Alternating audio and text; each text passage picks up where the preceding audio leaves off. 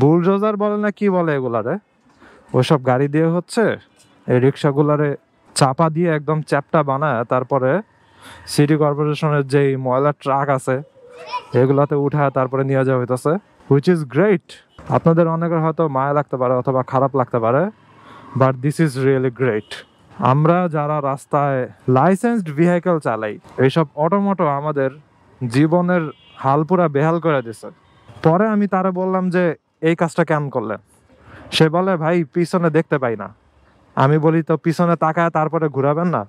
সে বলে ভাই পিছনে তাকানোর জন্যই ঘুরাইছি। এই রিক্সাগুলো বেশি বেশি করে ইউজ করছে, দেখেন ফট করে ঢুকা দেয়। ভাই কবে এসব রাস্তাতেও ওই বুলডোজার দিয়া রিক্সাগুলো বন্ধ করা হবে? I am waiting for that.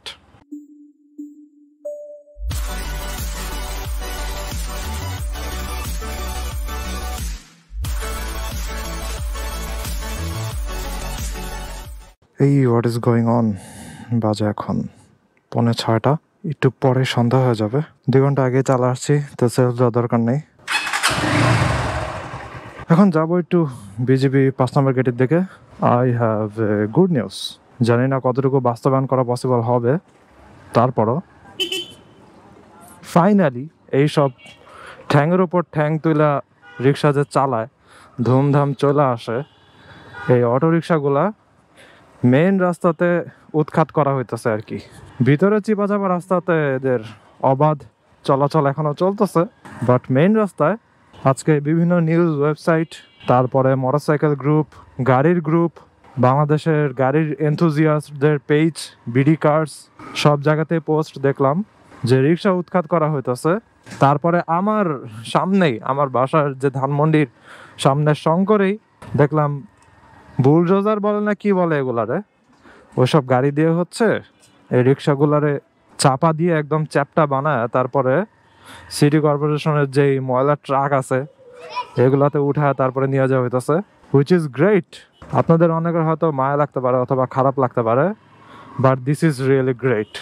আমরা যারা রাস্তায় লাইসেন্সড ভেহিকেল চালাই, যেই ভেহিকেলই হোক না কেন, গাড়ি, মোটরসাইকেল, সিএনজি, অ্যাম্বুলেন্স, ট্রাক, যেসবই চালাই না কেন, আমরা যারা লাইসেন্সড ভেহিকেল চালাই, আমাদের যেসব ভেহিকেলের পেপারস আছে, ট্যাক্স দেওয়া আছে, রোড পারমিট নেওয়া আছে, আমরা সবাই এসব জিনিসের মাধ্যমে অতিষ্ঠ।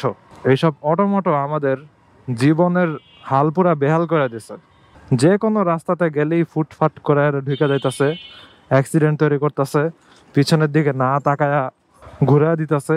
এই কালকেই আমার সাথে একটা ঘটনা হয়েছে। আমি যাইতেছি, হঠাৎ করে রিক্সা পিছনে ঘুরে দিছে। আমি কোনো মতে ব্রেক করে থামছি, আমার চাকাও স্কিড করতেছিল, এত জোরে আমি ব্রেক ধরছি, নাইলে আমার মাথাটা যায় একদম রিক্সার লোহার সাথে যায় বাড়ি খাইতো, আর মোটরসাইকেল তো যাইতোই। পরে আমি তারা বললাম যে এই কাজটা কেমন করলেন? সে বলে ভাই পিছনে দেখতে পাই না। আমি বলি তো পিছনে তাকায় তারপরে ঘুরাবেন না? সে বলে ভাই পিছনে তাকানোর জন্যই ঘুরাইছি। দেখেন কি কি সেন্টেন্স, কি কি সেন্টেন্স এরা মাথার ভিতরে বানায় রাখছে, যে পিছনে দেখার জন্যই সে রিক্সা ঘুরাইছে, যে পিছনে কি আছে দেখি তো, এজন্য রিক্সাটা ফট করে ঘুরা দিই। ভাই এমন এমন যুক্তি দেয়, এমন এমন কথা বলে, এগুলা দেখলে মাথা আরো গরম হয়ে যায়। আগে সিএনজি ওয়ালা লেগুনাওয়ালাদেরকে এই জিনিসগুলা বলতাম, কারণ সিএনজি হঠাৎ করে এদিক ওদিক মোড় নিত আর সিএনজির আয়নাগুলা ভিতরে থাকতো, এই জন্য তারা একদম পিছনে কি আছে না আছে এগুলো কিছুই জানতো না। এবং সিএনজি গুলো এমন ভাবে চলতো যে তারা যে খাঁচার ভিতরে ঢুকছে তারা চিন্তা করে যে আমি পুরোপুরি সেফ, তো আমার কিছু হবে না, অন্য মানুষের উইরা যাক যাই হোক না কেন। লেগুনার তো আরো বাজে অবস্থা। লেগুনা গুলা চালায় হইতাছে এমন পোলাপানরা যাদের মনে হয় এখনো ক্লাস 10-এ উঠারও বয়স নেই, এরকম পোলাপানরা চালায়, পুরাই উড়া ধুরা চালায়, মনে হয় যেন পুরা তামিল মুভির হিরো আসছে, এরকম অবস্থা। ওদের থেকে আমরা অলওয়েজ দূরে দূরে থাকতাম। আমি যখন সাইকেল চালাতাম তখন সবচেয়ে ভয় করতাম এই লেগুনা, সিএনজি, এইসব জিনিসগুলার। আর এখন এদের থেকেও জঘন্যতম হয়েছে হচ্ছে এই রিক্সাগুলা। সিএনজি তো তা মনে করেন পেপারস আছে, একটা নাম্বার আছে, লেগুনার আছে নাকি আমি জানি না, বাট এই রিক্সাগুলা পুরাই হইতেছে অবৈধ কিন্তু মোটর ভেহিকেল। এসব মোটর ভেহিকেল রাস্তায় চলতেছে কিন্তু কোনো অ্যাওয়ারনেস নাই, এদের বন্ধ করার কোনো কার্যক্রম ছিল না। বন্ধ করতে নিলে এরা আন্দোলন শুরু করে দিত। আর রিসেন্টলি কয়েকদিন আগে যা হয়েছে আপনারা তো জানেনই, আমি এটা নিয়ে ভিডিওতেও বলছিলাম যে বাইকারের উপরে হামলা করছে তারা, এবং সাধারণ যে পায়ে চালানো প্যাডেল চালিত যে রিক্সা আছে ওই রিক্সাওয়ালাদেরও অ্যাটাক করছে এরা। তো আজকে সালমান মুক্তাদিরও হচ্ছে এই রিক্সা উৎখাত করার ভিডিও শেয়ার দিয়ে বলছে যে আপনারা যে যাই বলেন না কেন, যতই মায়া দেখেন না কেন, এটাই ঠিক আছে।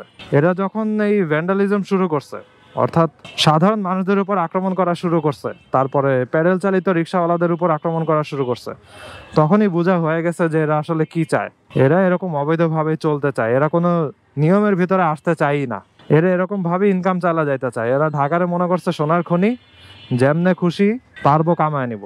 আর ঢাকার কথা থেকে আরেকটা জিনিস আমার মাথায় আসলো, পথচারীরা যারা মনে করেন এসব এই অবৈধ রিক্সাগুলাতে চড়ে, তারাও কাইন্ড অফ এই জিনিসগুলো এনজয় করছে। এই রিক্সাগুলো বেশি বেশি করে ইউজ করছে, দেখেন ফট করে ঢুকা দেয়। ভাই কবে এসব রাস্তাতেও ওই বুলডোজার দিয়া রিক্সাগুলো বন্ধ করা হবে? I am waiting for that. ভিতরের রাস্তাগুলো দিয়ে চলাও কঠিন হয়ে গেছে। সো পথচারীরা বেশি বেশি করে এসব রিক্সা ইউজ করছে, এই কারণে এরা আরো এনকারেজড হয়েছে এসব রিক্সা প্রোডাকশন করার জন্য, এসব রিক্সা কিনে তারপরে রাস্তায় চালানোর জন্য। আসলে জিনিসটা হইতেছে একটা নর্মাল রিক্সা ভাড়া দিয়ে তারা একটা মোটর ভেহিকেল ইউজ করতে পারতেছে। কি রে, মোটরসাইকেলের কি হলো? এই অবস্থা কেন? মোটরসাইকেলের দিকে কোনো মাথা নাই, শুধু বডিটা আছে। যেটা বলতেছিলাম, জাস্ট একটা ক্যাজুয়াল রিক্সা ভাড়া দিয়ে তারা এই জিনিসগুলা ইউজ করতে পারতেছে, অনেক কম সময় হচ্ছে এরকম উড়ে উড়ে রাস্তা দিয়ে চলতে পারতেছে, যে কোনো রাস্তাতে ঢুকতে পারতেছে। আবার কয়েকদিন আগে আমি এই যে ট্যানারির মোড়ে ডান দিকের যে রাস্তাটা তুলা গাছতলা, ওইখানে মোটরসাইকেল নিয়ে যাইতেছিলাম। তো এক রিক্সাওয়ালারে হচ্ছে পথচারী বলতেছে, এই এত দূরে যাইতে পারবা? অর্থাৎ ওই রাস্তার কথা বলতেছে যেদিক দিয়ে মনে করেন রিক্সা চলা নিষেধ, অথবা মেইন রাস্তা দিয়ে যেখানে রিক্সা যাওয়া যাবেই না। ওই রিক্সাওয়ালা বলতেছে, আরে মিয়া সব জায়গায় যাইতে পারো, কে আটকাইবো আমাদেরকে? আর কি তাদের গলার জোর দেখে আমি অবাক হয়ে যাইতাম। আর পথচারীরাও এই সুযোগটা কাজে নিত, তারা এসব রিক্সাগুলো ইউজ করে লিটারালি কোনো লাইসেন্স করা লাগতেছে না, কিচ্ছু করা লাগতেছে না, কম সময়ের ভিতরে অনেক দূর ট্রাভেল করে ফেলা পসিবল হইতেছে। এই জিনিসগুলো তারা ফায়দা নিত আর কি। এক অটো আটকাইছে আরেক অটোর সাথে, আজাইরা দূর। ভাই এগুলো সব উঠানো উচিত। প্রচুর অ্যাগ্রেসিভ হয়ে গেছে, প্রচুর অ্যাগ্রেসিভ। ওই দেখেন কয়জন ওভারটেক করে। কি আর বলবো, আমার ভিডিওতে আপনারা ডেইলি এসব জিনিস দেখেন, সাফার করতে হয় এগুলারে। যাই হোক, এখন বাইরের দেশের আমাদের কান্ট্রির লেভেলের ইকোনমির যারা আছে, ওইসব লেভেলের মানুষেরা কি রিক্সা ছাড়া চলতে পারতেছে না? দেখবেন যে ম্যাক্সিমাম মানুষদেরই নিজেদের স্কুটার আছে অথবা পার্সোনাল ভেহিকেল আছে, এই জিনিসগুলো ইউজ করে তারা চলতেছে। আবার আমি আমার আম্মুর সাথে যেটা হয়েছে ওই ঘটনাটাও তো আপনাদেরকে বলছিলাম, যে আম্মু রিক্সাওয়ালাদেরকে বলতেছিল যে আপনাদের তো বন্ধ করে দিতে পারে। তো ওই রিক্সাওয়ালা আম্মুরে বলতেছে যে আমাদেরকে যদি বন্ধ করে তাহলে তো রাস্তায় চুরি ডাকাতি বাইরে যাবে। চিন্তা করেন, ইনডাইরেক্টলি হুমকি দেয় যে আমরাই আগে চুরি ডাকাতি করতাম অথবা খারাপ কাজ করতাম, এখন আমরা জাস্ট এই অবৈধ রিক্সাগুলার ফায়দা নিতেছি। যাই হোক, জিনিসটা আসলেই ভালো লাগলো যে ফাইনালি স্টেপ আপ করতেছি আমরা। প্রোগ্রেস করতে হলে স্টেপ আপ করা লাগবেই, কিছু করার নাই। আর আপনারা বলতে পারেন যে রিক্সা তো আমাদের ঢাকার ঐতিহ্য অথবা বাংলাদেশের ঐতিহ্য। হ্যাঁ, ঐতিহ্য রাখেন, সমস্যা নাই, পায়ে চালিত রিক্সা থাকবে। পায়ে চালিত রিক্সা তো অবৈধ না, কিন্তু এই অবৈধ রিক্সাগুলো চলার আর কোনো সুযোগ দেওয়া যাবে না। আর দেশের প্রোগ্রেস করতে হইলে এভাবে কঠোর হইতেই হবে, স্ট্রিক্ট হইতেই হবে। এই জন্য আমি সালমান মুক্তাদের ওই পোস্টার সাথে অ্যাগ্রি করতেছি। আর বাংলাদেশের যে গাড়ির কমিউনিটি আছে, তারা তো বলা যায় সবচেয়ে বেশি পরিমাণে সাফার করছে এই জিনিসগুলা, গাড়ি চালাইতেই পারে না ঠিক মতো রাস্তাতে। তো আমরা যারা রোড ট্যাক্স দিতেছি, তারা ট্যাক্স দিতেছি কেন?